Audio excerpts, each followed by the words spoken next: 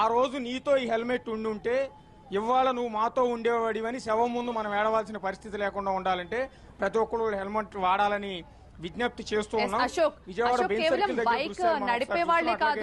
Fine రాయిస్తున్నా, helmet లేకపోవడం వల్ల fine రాయించుకుంటున్నా. తొలిసారి 100 రూపాయలు ఫైన్ రాస్తున్నా. బైక్ నడిపే వాళ్ళే కాదు, వెనక కూర్చున్న వాళ్ళు కూడా హెల్మెట్ పెట్టుకోవాలంటున్నారు. ఈ నిబంధన ఎంతవరకు వర్కౌట్ అవుతుంది అనుకుంటున్నారు? ఖచ్చితంగా అంటే ప్రస్తుతానికి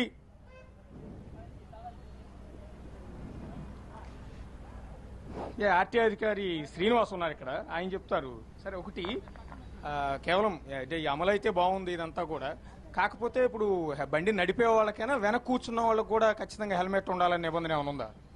అంటే యాక్చువల్గా ఫస్ట్ స్టేజ్లో ముందు బండి నడిపే వాళ్ళకి హెల్మెట్ చూస్తున్నామండి. సో సెకండ్ సబ్సిక్వెంట్గా ఉత్తర్వులు దాని మీద కూడా రావచ్చు. ప్రస్తుతానికైతే వెనక కూర్చున్న వాళ్ళకి, ప్రస్తుతానికి ముందు కూర్చున్న వాళ్ళకి హెల్మెట్ ఉండాలి. ఇప్పుడు హెల్మెట్ లేకపోతే ఇప్పుడు వీళ్ళందరినీ చూస్తూ ఉన్నాం అంటే కేసు రాస్తున్నారండి, ఫైన్ వేస్తున్నారా? ఫైన్ రాస్తున్నామండి. వితౌట్ హెల్మెట్ 100 రూపీస్ రాస్తున్నాము.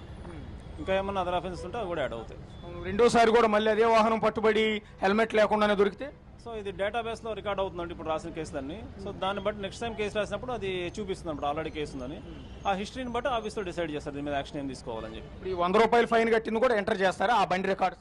డైరీ రోజు ఎంటర్ అయిపోతాయి. ఈ ఏవైతే కేసులు వాళ్ళు రాసామో ఇవన్నీ కూడా సిస్టమ్లో ఎంటర్ అయిపోతాయి. సో బండి కనుక రికార్డ్ మెయింటైన్ చేస్తారనమాట. మనం ఒకసారి చూడొచ్చు, ఎవరైతే హెల్మెట్ వాడండి, హెల్మెట్ వాడకపోతే ప్రాణాలు పోయి మీ కుటుంబ సభ్యులు బాధపడతారో అని కొన్ని షార్ట్ ఫిల్మ్స్ ఎవరైతే ఇప్పుడు టెలికాస్ట్ అవుతున్నాయో ఆ షార్ట్ ఫిల్మ్స్ రూపొందించింది కూడా ఆర్టీ అధికారి శ్రీనివాస్ గారు ఆయనే. మొత్తం ఏమని చెప్తారండి? అంటే హెచ్చరిక చేస్తారా, విజ్ఞప్తి చేస్తారా, బతిమాలతారా, బెదిరిస్తారా జనాల్ని?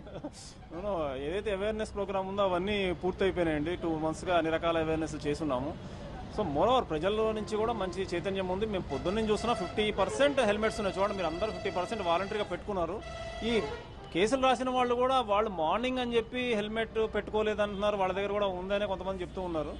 సో ఓవరాల్గా హెల్మెట్ పెట్టుకోవడం ప్రజల నుంచి మంచి స్పందనే ఉందండి. దాదాపుగా అయితే 50% ఇప్పటి వరకు హెల్మెట్ పెట్టుకునే వస్తూ ఉన్నారు.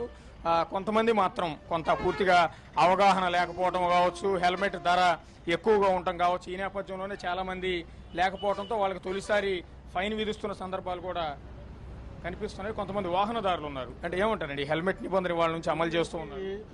ఇప్పుడు పొద్దున్నే చలానా కట్టేస్తాము అనేది పద్ధతి కాదు. అవేర్నెస్ ఒక 1 week అన్న అవేర్నెస్ ఇచ్చిన తర్వాత చలానా రాయడం అనేది మంచిది అనుకుంటున్నాను. అది ఆల్రెడీ 1 week నుంచి దాదాపు 1 నెల రోజుల నుంచి అవగాహన కల్పిస్తుంది.